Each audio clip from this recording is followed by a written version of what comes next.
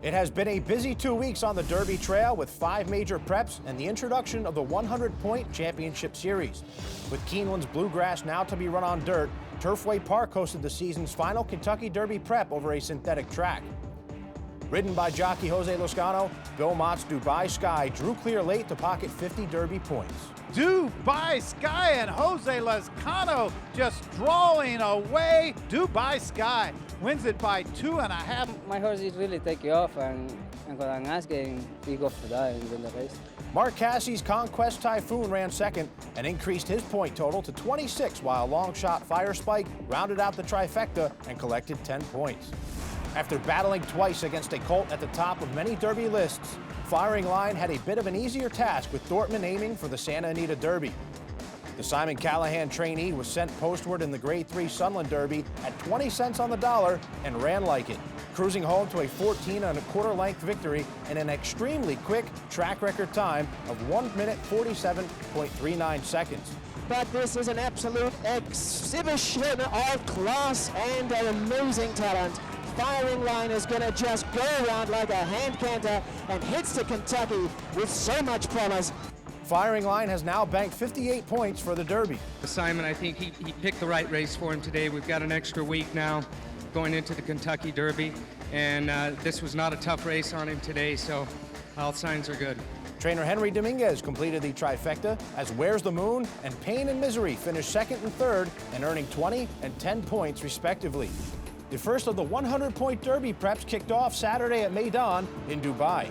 Mubtahij showed an electric turn of foot as he put 8 lengths between himself and his closest rivals in the final eighth of a mile in the Grade 2 $2 million UAE Derby, run over dirt for the first time since 2009. Mubtahij is absolutely tearing away. It's a matter of how far. Mubtahij, eased in the run of the judge, has won the Derby.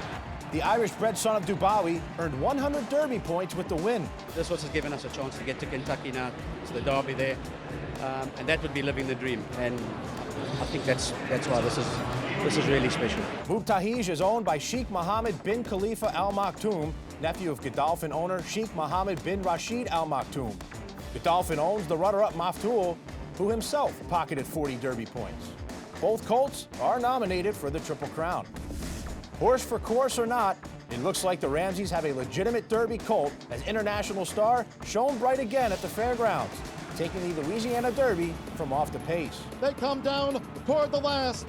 It is International Star and Stanford, and these two set for a final 16th clash. War Story is third.